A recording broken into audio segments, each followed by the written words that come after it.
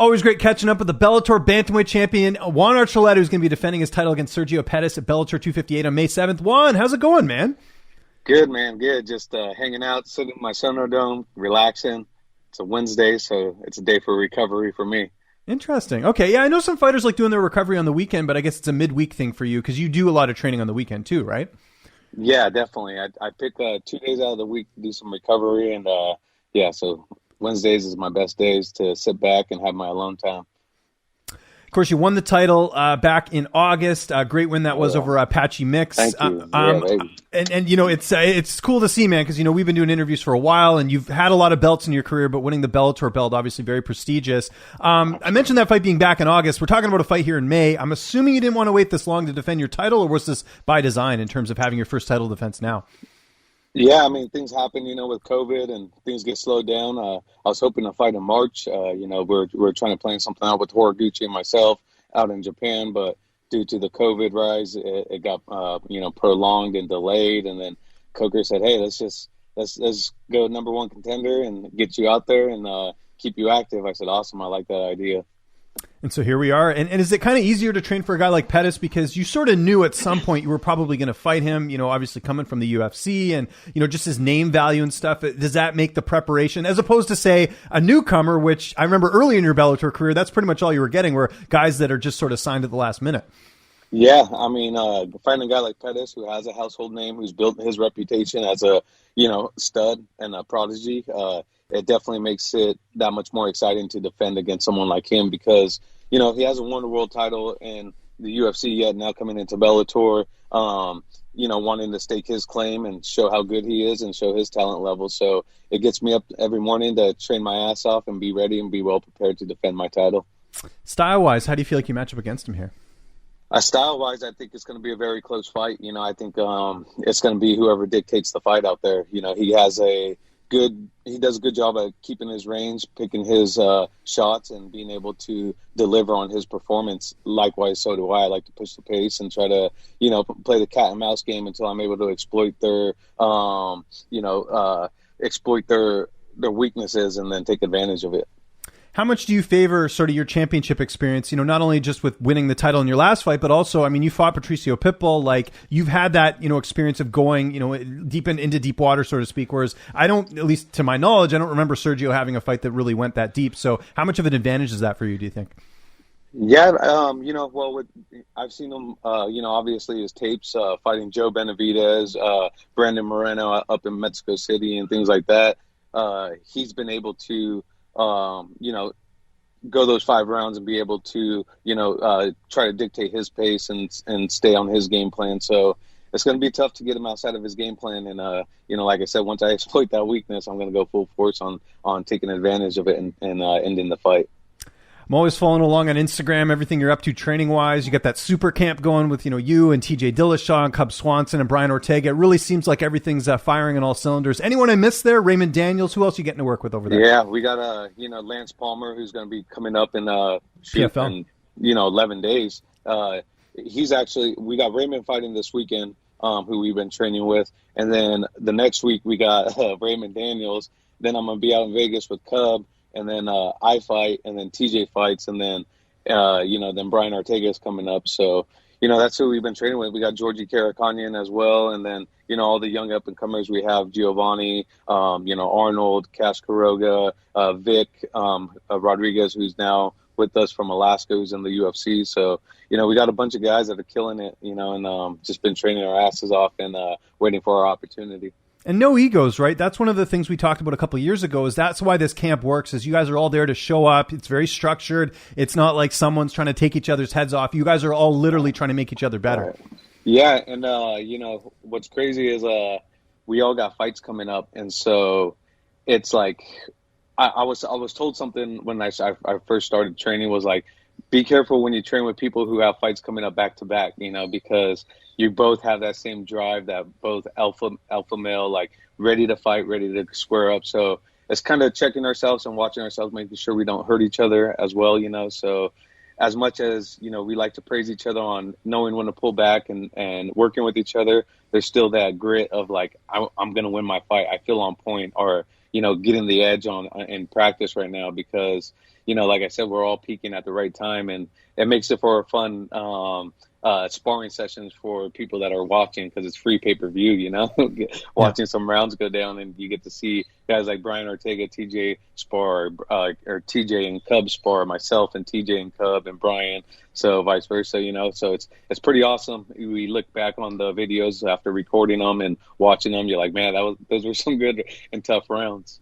How have you dealt with some of the haters with TJ, obviously? And this is something even before, well, I mean, basically when he, you know, got suspended and all that. You're like one of the nicest guys ever. Like, I don't know how you deal with that. Are you still getting that hate every now and then? You know, every time you post a video, some idiot coming in and saying cheater, or whatever. Like, how do you deal with that? Yeah. I mean, you don't read much into it, right? These guys, I mean, what do they do for a living? Just sit down there and just talk shit, right? So it's like, you're a world-class athlete. You know, I've been a LeBron hater since his Cavalier days, right? But it was just like, it was a hate and appreciation, you know? So you realize, like, man, this dude's making $100 million, or, you know, even more. I'm not making anywhere close to that. So you're just like, he probably just brushes it off. So you got to be able to have, like, be able to channel those type of things and channel it out, channel it in, you know, let it fuel you. So we just look past it. I mean, the only thing that matters is the people that are around us, right? Like, I'm going to be there for someone, whether they're in the dirt or whether they're high on top of a mountain. That's just the type of person I am. So, you know, my dad didn't raise me to bail out on someone when things are going bad, you know, through thick and thin. And that's just a Hispanic type way, you know. We're there for our family. We're there for those who are close to us, no matter what. So to all the haters that always, you know, post the needle marks and stuff like that, like, yeah, it aggravates my wife and stuff. I tell her, hey, who cares? You know, it don't matter. We know the truth. So. And Brian Ortega, we talked about him there. Unfortunate news what happened with his title fight and Volkanovski getting COVID. And by the way, speedy recovery to Alex and everything. How's Brian doing? Because we were very close to getting that fight, and then obviously COVID ruined everything. It's going to get rescheduled, but how's he doing with everything? Gosh, man, he was so on point with everything, you know. And sometimes it's better, like when I was supposed to fight in July and it got pushed back to September, it was actually played in my favor. And I think that's what's going to happen with Brian. It's going to play into his favor where, you know, there was some things that he was like, I don't want to say struggling, but a little bit of roadblocks that he was hitting during camp. And now to go through those roadblocks and being able to overcome them and have more time to train through them, it's definitely going to benefit him in his favor. He's going to be filming Tough. I'm not sure the exact dates on that, but has he asked you at all to be part of your his coaching staff? Yeah, for sure. After my fight, I fly right back into Vegas because I obviously want to go watch TJ fight. So we're going to go check out TJ's fight, and then I'll be there for the remainder of the Tough, which I'm excited for. Yeah, you must be cool, and it's good for you to see you get on that platform and stuff too, right? Especially being a Bellator champ. Like, we'll see if they put Bellator on the screen when they key you, because you know the UFC is a bit weird about that. But congrats, man! I think that's awesome to get that extra exposure to a different audience. You know? Yeah, absolutely. I mean, I've been able to coach alongside Joe Benavidez and TJ when they did Tough, and now being with Brian. I mean, it's a blessing. You know, it's just like speaks volume on the capability and the outreach that I have as a fighter and a martial artist. You know. And the UFC knows and respects me as well, as much as I know and respect them and you know, what they do, obviously.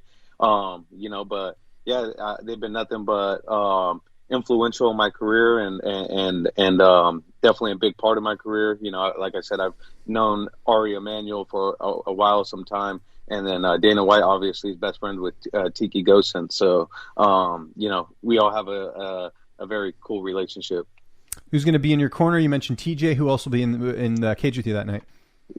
Yeah, so obviously TJ's, you know, this is going to be another fight without him because he fights that night. Next night. Oh, that's right. Yeah, of course. Yeah. So without TJ there, I'm actually going to have Lance Palmer come in, you know, and then Cub Swanson and Tiki as well. So, you know, it's right now Bellator is not looking to do more than 3 in the corner, which is kind of strange. You know, it's like travel with 1,000 people to the fight, but you only get 3 people. You're like, oh, all right.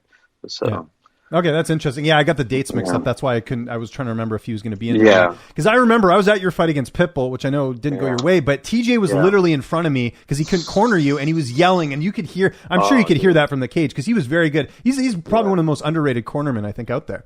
Oh yeah, I mean, with him, Cub, and now working with Brian and Lance as well. I mean, those guys you train with, they know what you're going through. You know, they train with you every day. You spend more time with them than you do with your family. You know, so. But, you know, them, the coaching, because some of the coaches, they can see the visual aspect and they tell you to run things. But you have TJ, Cub, and like someone like Brian or Lance that reminds the coaching, like, hey, like, you know, he's out a little bit. Let him take his time and breathe right here. And so he could do what you're calling out, you know. So, yeah. How's this fight playing out on May 7th? I mean, you know me, you know me, man. I love 25 minutes. I don't like being robbed my time that I trained for these fights. So if I can carry it all 25 minutes, or you know, make them quit, you know, that's my ideal fight. But you know, if he exposes and wants to get out of there early, I'm definitely been working on my jiu-jitsu game. So I'd love to, you know, give my props to Felipe Del Monaco on the couple of years we've been working on working for a submission. So that's what I'm looking to do, you know, wear them out, grind them down, and then get the submission. Not looking past May 7th, because we wouldn't do that. The focus is on Sergio Pettis, but they have the rankings out now. There's a pretty clear picture of where the bantamweight division's heading, even after this fight. Do you think the winner of this fight gets Magomed Magomedov, or do you think it could be potentially the winner of Rafion Stotts and Josh Hill? What are you looking at? I think Magomedov's still about 2-3 fights out from a title fight, in my opinion. But like I said, I don't do the rankings. He moves up in rankings and then even fight a ranked guy, so I don't know how rankings work. Obviously, he looks good, and he should, because the guy wasn't in the top 10. But, you know, put him with someone like a Darian Caldwell, put him against someone like Apache Mix, or the winner of Rafion Stouts and Josh Hill. You know, I still got my match with Horiguchi that, you know, is promising in the future. So after that, we let those guys see who plays out, and we go from there. Guy you fought, Patricio Pitbull, just got another win again over Emmanuel Sanchez. What do you think of that fight with him and AJ McKee? Just as a fan, it seems like kind of a cool matchup.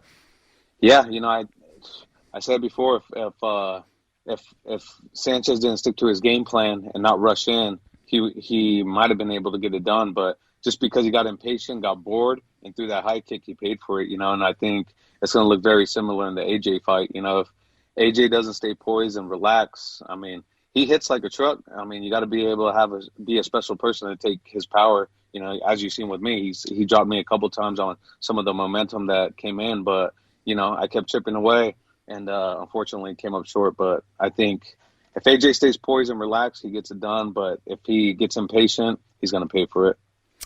I know it's not your promotion, but Aljamain Sterling winning the bantamweight title. There's been a lot of controversy with that, with how the fight went down and all that. Just your sort of your viewpoint on what sort of transpired with the DQ win and everything that's happened after that. What was your opinion on that whole thing? You know, it just, you start seeing a guy fade like that in his conditioning, and you start, you're just like, man, like, you were so close from winning. I mean, I thought he was dominating the first 3 rounds, because it happened in the fourth, right? Or did it happen in the third? It was the fourth round, yeah, correct. Yeah, with the fourth round. And his output was awesome. I mean, and I don't know if that was Peter Yan's game plans to let him wear himself out, but Aljamain looked great. And then, unfortunately, I totally agree with the call. Like, you can't throw illegal shit to begin with, right? Like, that's the type of things that happen when you throw illegal blows. I've said it for years. Like, even if it's me, if I kick someone in the balls or perk someone in the eye, automatically should be a point deduction. Like, there's no warnings. You know, you're gonna warn someone to their blue in the face. But you know, I think he should have stayed off social media and just said, "Hey, this is what happened. It wasn't my fault. Like, he threw it, not me. I'm waiting for the rematch, and we'll go from there." But he feels like he has to defend himself. That's his. You know, that's on him. But I thought he did a great job, and I'm looking forward to the rematch on that. Before we go, got to ask, we do have a UFC card this weekend, but we also got this boxing fight between Ben Askren and Jake Paul. Are you going to be watching? I'll probably see the results afterwards. I'm definitely not going to, you know, I'm training for my fight coming up, so that's the most important thing. But, you know, I'll definitely tune in for the results. I'm not going to, I don't have time to sit down and watch their fight card. Okay. Hey, who do you got in that one? Do you think Ben can do it, or is Jake Paul going to continue his knockouts? If he doesn't get caught, I mean, definitely he's going to, you know, Jake Paul is going to be so tense and want to put him out right away. But I think Ben Askren does. I think he could weather his storm and be smart about it, and then take advantage of him in the later rounds. Juan, thanks so much for doing this, especially on Recovery Day. I know you could be hanging out with your kids or doing all types of stuff, so I really appreciate it, man. Just remind people where they can find you on social media, and more importantly, where can people get some of those cool shirts that you got? I love the design. I don't know who made them, but shout out to whoever did that. They look awesome. Elite Sports, they do a great job. They've been with me this whole time, and sorry. There you go. I had a call coming in.